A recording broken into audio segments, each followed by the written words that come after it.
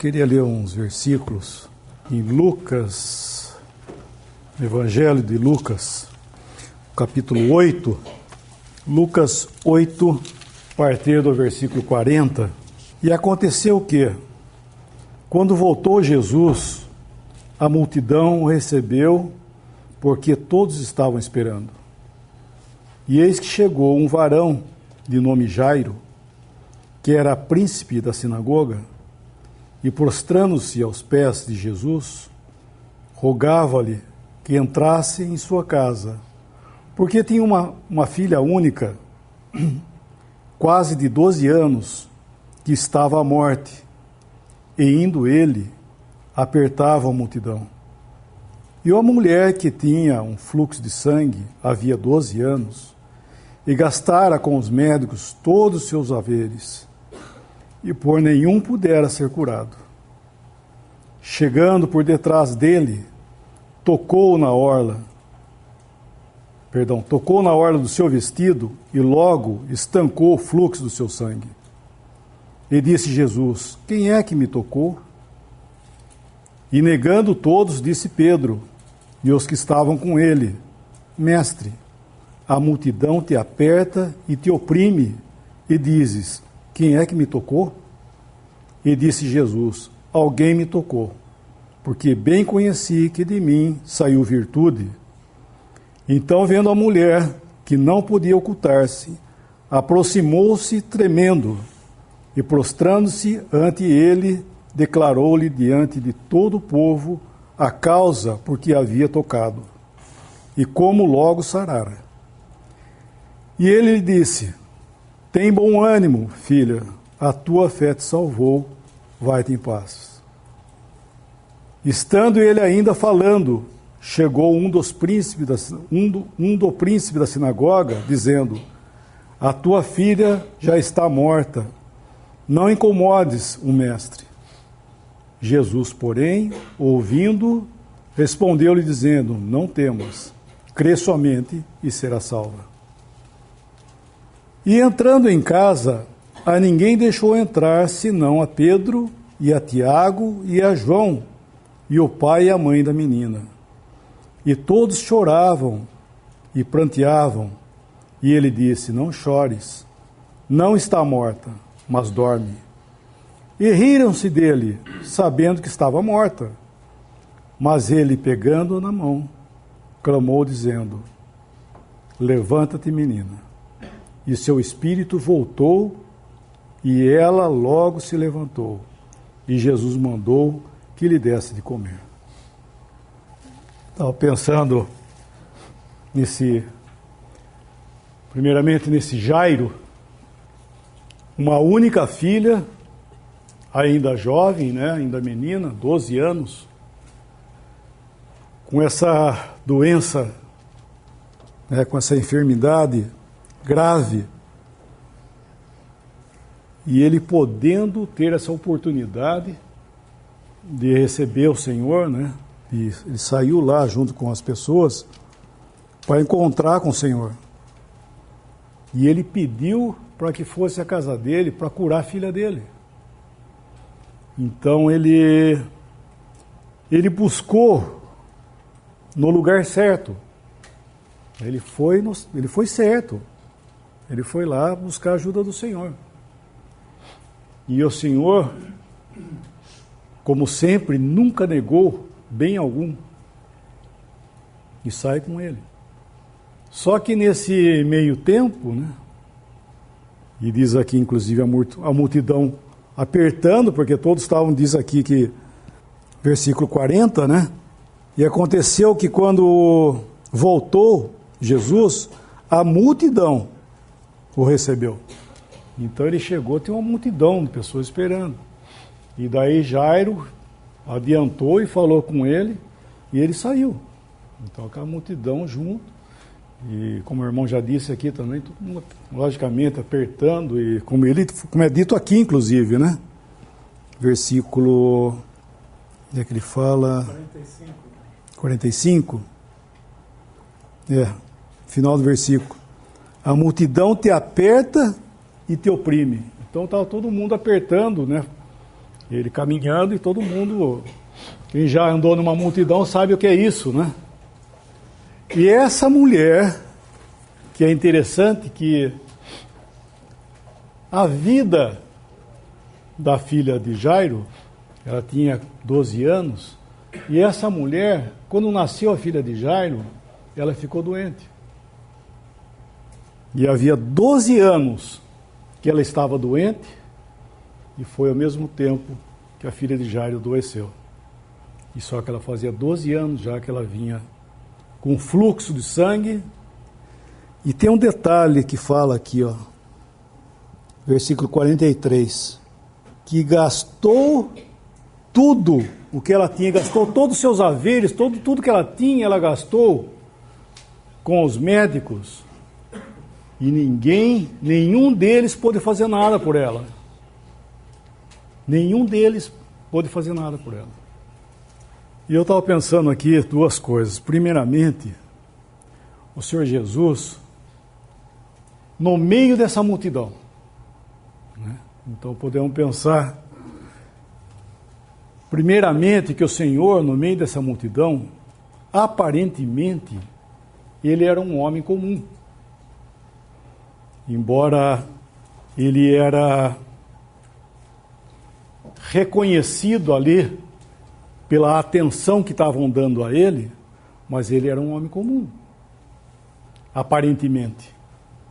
Em Mateus 26, versículo 47, Mateus 26, 47. Estando ele ainda a falar, eis que chegou Judas, um dos 12, e com ele grande multidão, com espadas e varapaus, enviada pelos príncipes dos sacerdotes e pelos anciãos do povo. E o que traía, que foi Judas, tinha-lhe dado um sinal, dizendo: o que eu beijar é este, prendei-o. Por que ele fez isso? Por que ele avisou os soldados, os que iam prender o Senhor? Aquele que eu beijar é esse, prende ele.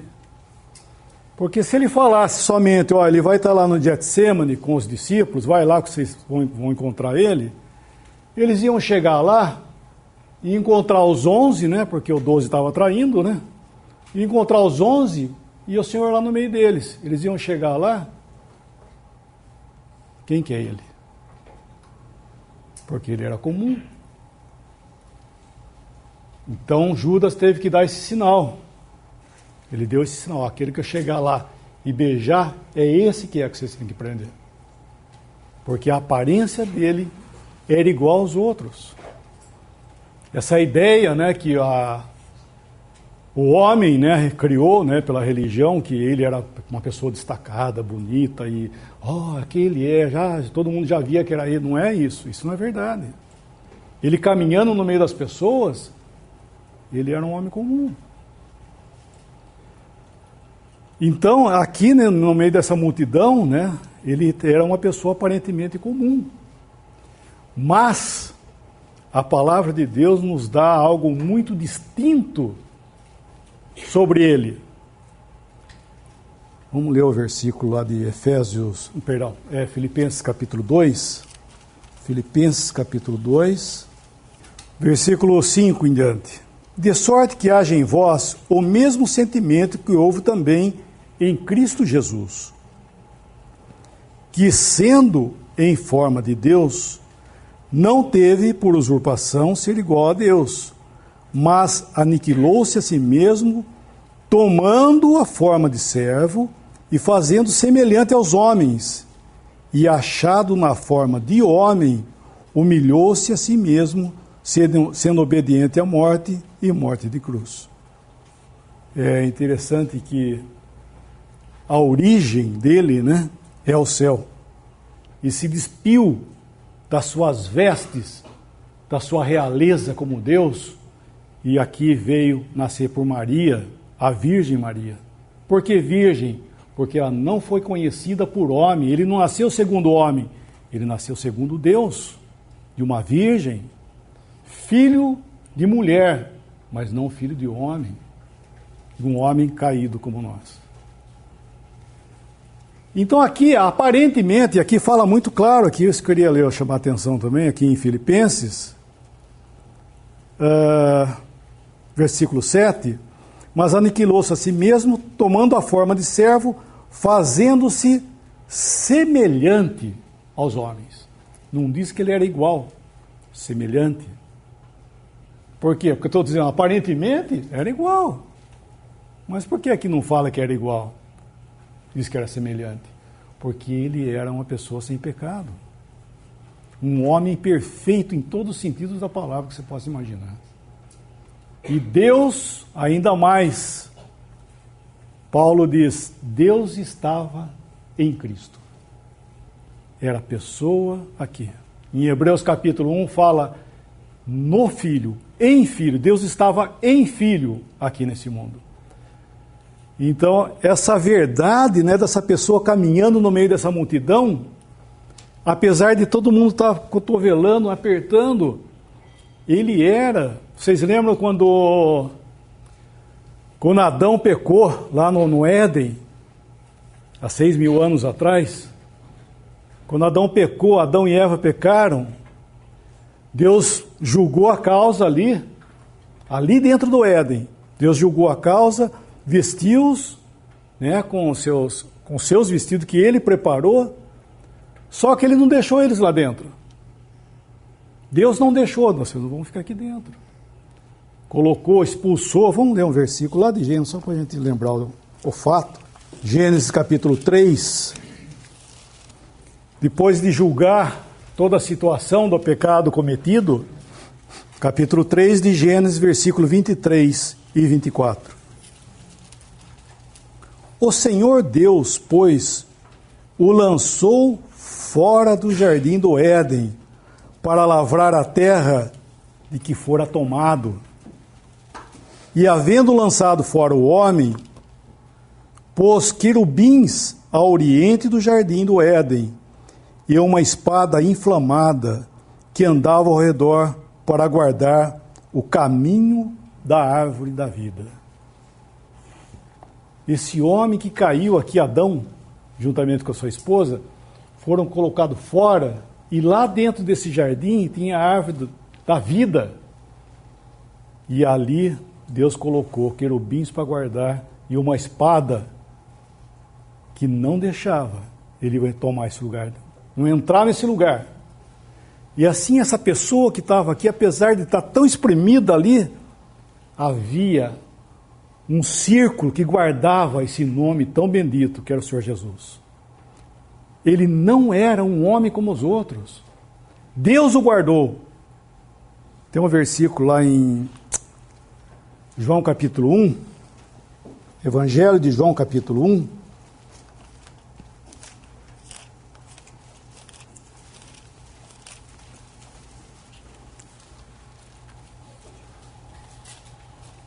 quem que era ele? João 1, versículo 1. No princípio era o Verbo, e o Verbo estava com Deus, e o Verbo era Deus. Ele estava no princípio com Deus. Todas as coisas foram feitas por meio dele, ou melhor, por ele, e sem ele nada do que foi feito se fez. Nele estava a vida, e a vida era a luz dos homens. Esse era o Senhor Jesus, o Criador de todas as coisas, que veio aqui a esse mundo e estava ali no meio dos homens. Só que ele estava preservado, havia um círculo, né, que preservava esse nome, que Deus fez isso, que ele não foi contado e misturado como os outros homens. Ele era o Senhor. Deus estava nele. Ele era o amado que andou nesse mundo em quem não havia nenhuma aparência que nos agradasse, como fala a palavra. Não havia formosura. Olhamos para ele e não vimos nada. Mas ele era essa pessoa bendita. O nosso Criador estava ali. Então, apesar de toda a sua normalidade entre os homens, ele era o Senhor, o Deus que saiu da glória e se fez homem. Então esse nome, eu estou dizendo isso porque fizeram do nome do Senhor Jesus, fizeram dele uma pessoa popular, uma pessoa comum. Não é verdade? O nome de Jesus é falado hoje como sem reverência. Então, quando nós pensarmos nesse nome, nós estamos falando de Deus. Ele é Deus. No princípio de todos os princípios, ele estava lá, com Deus. Ele era Deus. E todas as coisas tiveram o princípio nele. Olha que maravilha. E o homem que afrontou, que pecou contra ele, ele veio aqui e se fez a semelhança dele. Para quê? Para salvar. Imagina o Senhor Jesus, essa pessoa, esse Deus, né, essa pessoa que foi ofendida, ele saiu da glória para vir aqui, a nossa semelhança, para salvar o inimigo. Olha que maravilha. Então ele caminhando aqui, como nós estamos vendo, as pessoas esperando, Jairo se adianta, Senhor, por favor, salva minha filha. E ele vai. Com o coração comovido. Isso é muito bom pensar isso também, que ele era um coração, o Senhor Jesus, no caso da mulher, por exemplo, que tocou a veste dele, ela sarou imediatamente, e diz que dele saiu virtude. Ou quando ele curava uma pessoa, a palavra diz que ele se movia ou tinha compaixão da pessoa que ele fazia isso. Nós devemos entender que o Senhor Jesus não fazia isso como mágica, né? Muitos pensam, curar, amém, curou. Não era assim. Não era isso. É Mateus 6. Mateus 8. Mateus 8, 16. Mateus capítulo 8, versículo 16. E chegada a tarde, trouxeram-lhe muitos endemoniados, e ele com a sua palavra expulsou deles os espíritos, e curou todos que estavam enfermos, para que se cumprisse o que fora dito pelo profeta Isaías, que diz: Ele tomou sobre si as nossas enfermidades e levou as nossas doenças. Olha que interessante. A mesma palavra usada na expiação dos pecados, quando ele foi para a cruz, diz que ele tomou sobre si os nossos pecados e levou sobre si. E aqui diz que ele tomou sobre si as nossas enfermidades. O Senhor Jesus, quando curou, quando fazia algum ato milagroso, vamos chamar assim, não era, como falando outra vez, não era mágica, gente. Era o amor dele, a compaixão em fazer aquilo. Ele tomava sobre si a doença, a situação em compaixão. Ele fazia gemendo no seu íntimo, vendo aonde foi parar a sua criação. Ele fazia isso com um ato de amor, de compaixão.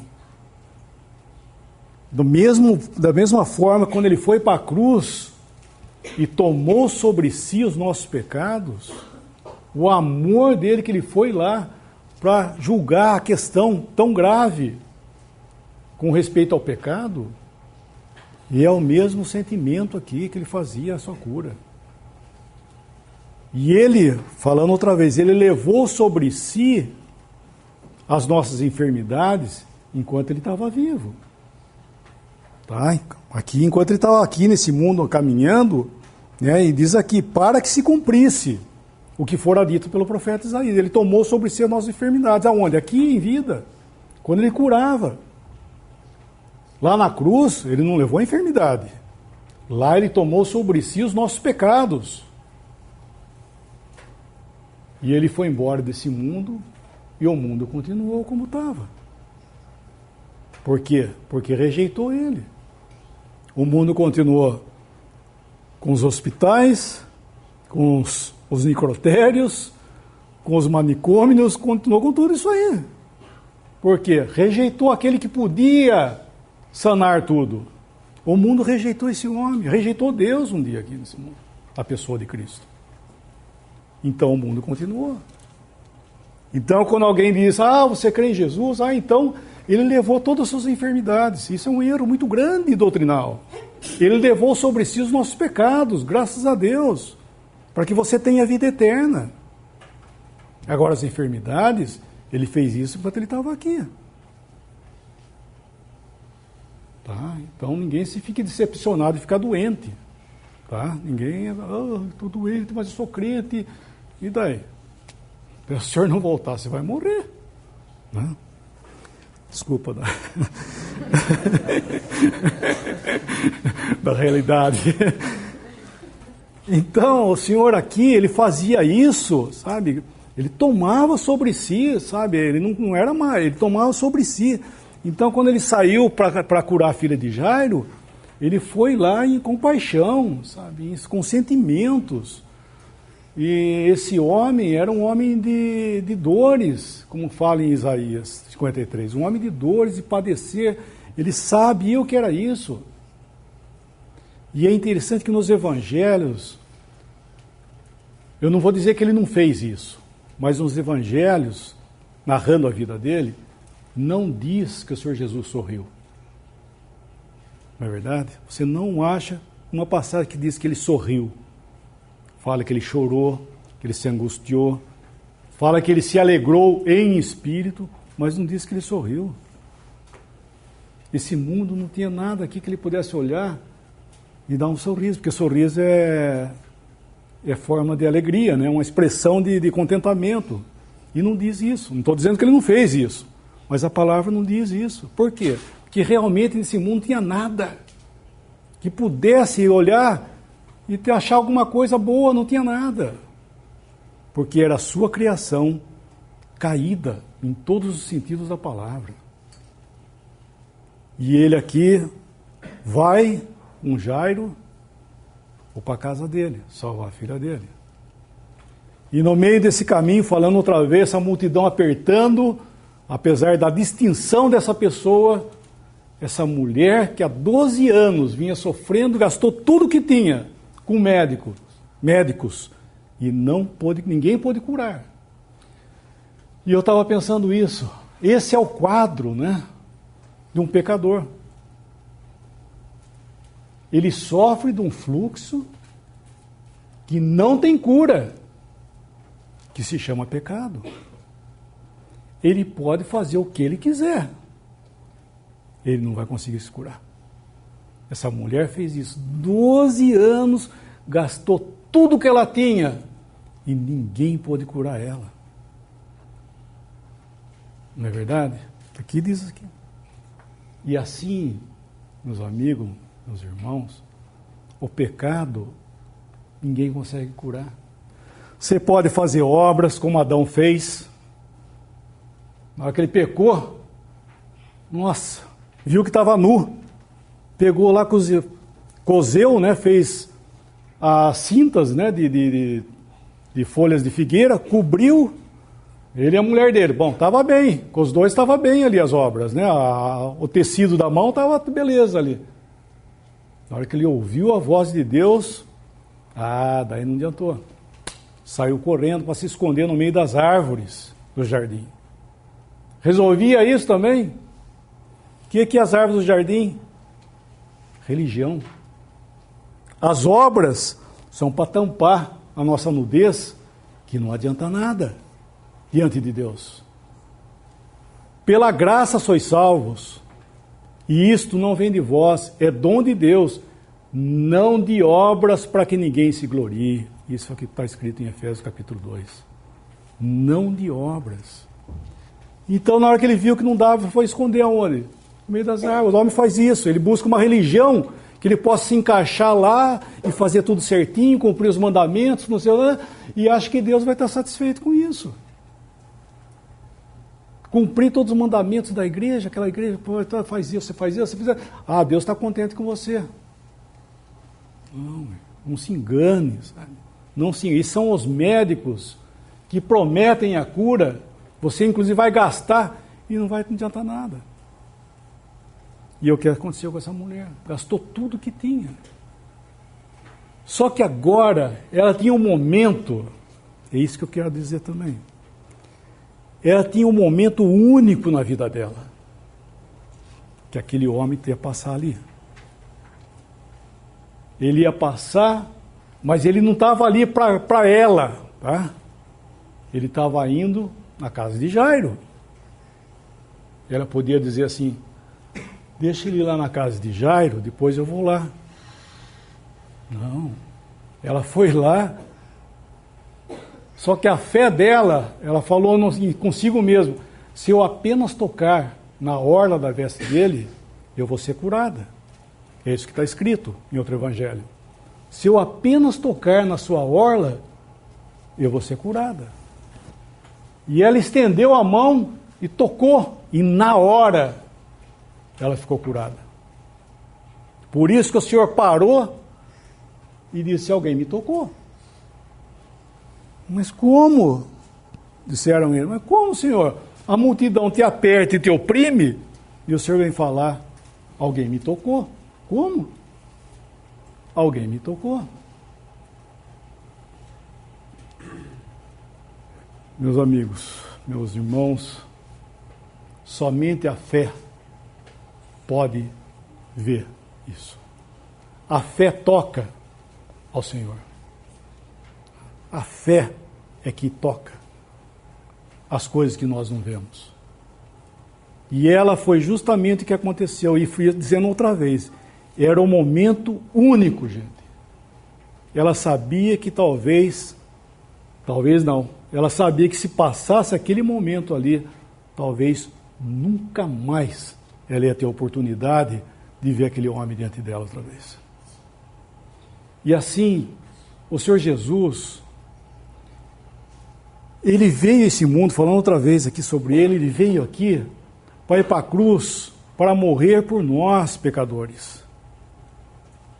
Para poder curar essa doença gravíssima que ninguém pode curar, que é o pecado.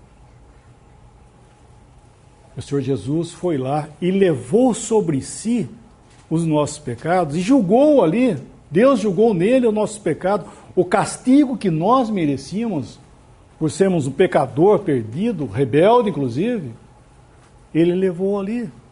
Ele foi o substituto nosso na cruz. E o que eu faço? Que nem essa mulher aqui. Crer nele.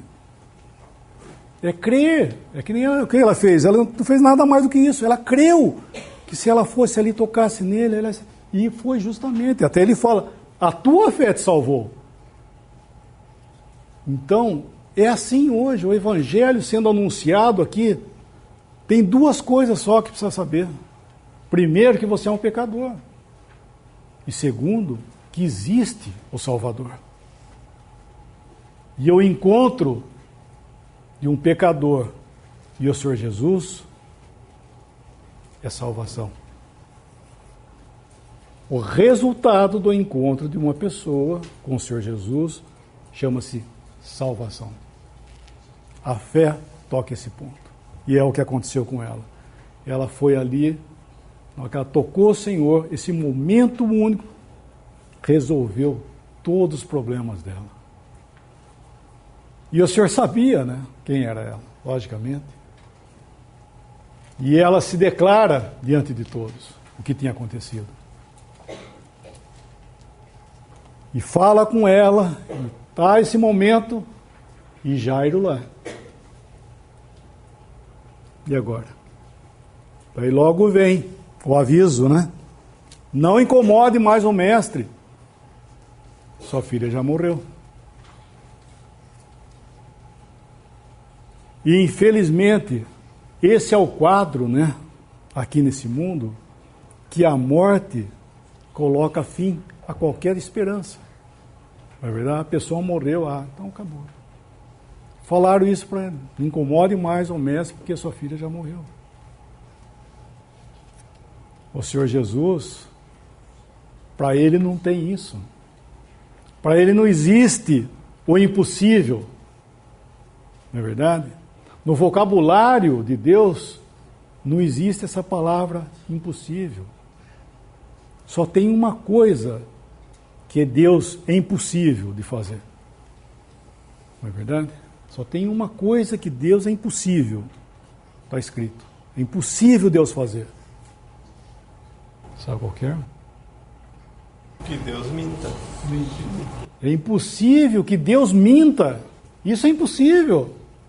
Então isso que está escrito aqui para nós, é verdade. Deus não está mentindo para ninguém. Porque essa mulher gastou todo o dinheiro que ela tinha com os médicos. Quantas promessas foram feitas para ela? Gastou tudo, deu tudo que tinha. E cadê a doença? Estava lá ainda. E assim, a palavra de Deus nos diz que quando nós cremos em Jesus, somos salvos. Crê no Senhor Jesus e será salvo. Essa é a palavra. Sim, mas só isso. Só isso. Mas não é só isso. Para nós é só isso. Mas para ele, custou a vida dele na cruz ali. Levou ali, falando outra vez, foi lá que ele levou sobre si os nossos pecados. Deu a vida dele para que Deus fosse glorificado e a salvação chegasse até nós. Então aqui o limite era a morte? Não. O Senhor falou, não temas, crê somente. Foi lá e ressuscitou a filha dele. A paciência dele ter ficado esperando ali não foi em vão. Não existe, eu quero dizer para vocês que não existe impossível para que Deus te abençoe. Deus quer abençoar o homem, quer salvar e não tem limites. Não há limites para isso. O que ele quer, o que nós vemos aqui, a resposta de tudo, é a fé. Para ela foi a fé. A tua fé te salvou. Para ele disse a mesma coisa, não temas, crê somente. Mesma fé. E ele vai fazer. Então não existe pecado ou pecados que possa colocar alguma barreira entre eu e Deus que é impossível ele fazer alguma coisa. Não. O Senhor Jesus deu a vida dele lá e diz em João, na carta de João, que o seu sangue, que a sua obra, poderosa para salvar todo mundo. Não fala isso? Vamos ver o versículo lá. Na carta de João, primeira carta de João, versículo 2. Perdão, capítulo 2. Obrigado. 1 João, capítulo 2, versículo 2. E ele é a propiciação pelos nossos pecados. E não somente pelos nossos pecados, pelos nossos, né? Mas também pelos de todo mundo.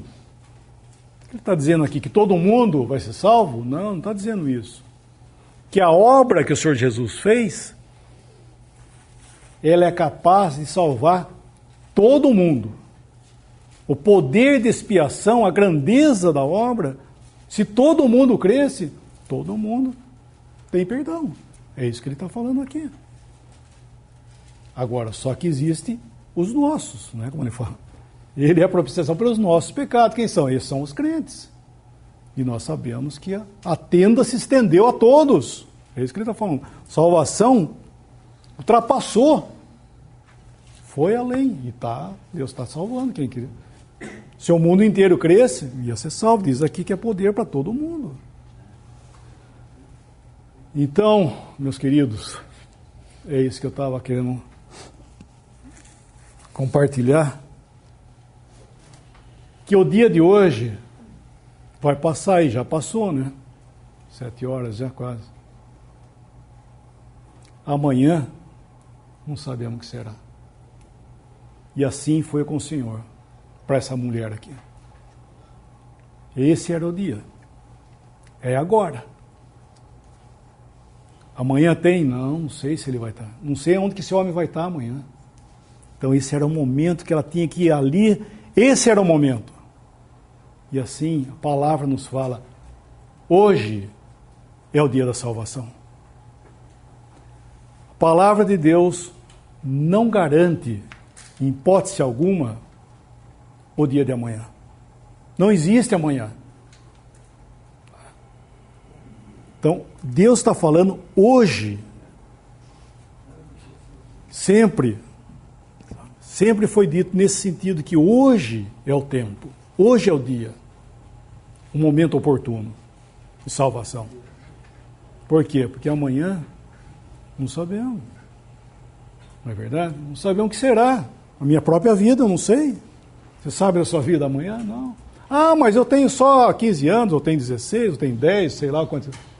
Não interessa. Uma mãe, uma vez falando para sua filha sobre a necessidade de crer, ela falou para sua filha, menina ainda, falou assim, eles moravam perto de um cemitério. Ela falou, filha, vai lá e você mede lá o tamanho dos túmulos que tem lá. Ela foi lá com um barbante, media uma rávida, mediu minha. Aí chegou lá, tinha nó de tudo quanto é coisa. Falei, mãe, eu medi lá. E o que você diz disso, filho? Nossa, tem desde bebezinho até. Exatamente, filho. O dia de amanhã ninguém sabe. Você pode morrer. Então você tem que crer hoje. Não é porque. Sabe? É o que um professor crente, né? Um irmão. Tinha no meio da classe dele um que era escarnecedor, gostava de. Até onde o professor falou alguma coisa sobre a morte, coisa e tal. O aluno levantou para gozar, né? Professor, e quando é que eu tenho que me preparar para morrer, hein? Perdão. Quando é que eu tenho que crer? O professor falou assim, 5 minutos antes de você morrer, tá bom. Ah, é? Ah, então beleza. Sou jovem, estou tranquilo. Mas quando é que você vai morrer? Você sabe quando você vai morrer? Realmente, 5 minutos antes de você morrer, está excelente. Você pode resolver esse problema com Deus em 5 minutos antes de você morrer, como aquele que foi crucificado com o Senhor lá. Os últimos instantes da vida dele, ele creu lá na cruz. Foi salvo. Hoje mesmo estará comigo no paraíso, disse o Senhor para ele. Os últimos instantes da vida dele, ele creu. Agora eu pergunto, quais são os seus últimos instantes de vida? Não é verdade? É isso que eu quero dizer. Amanhã. Então, esse é o por isso que a palavra não garante, sabe? Não deixe para amanhã. Hoje é o dia da salvação. Assim como foi para aquela mulher. Esse era o momento oportuno dela. Ela não teria outro, provavelmente. Pela fé dela, a fé disse isso. É agora. E assim a fé é crer agora, no momento, no Senhor Jesus e será salvo. Eu acho que não dá mais, porque eu ia falar outra coisa, mas nosso horário já deu. Que o Senhor possa abençoar a sua palavra. Vamos dar graça.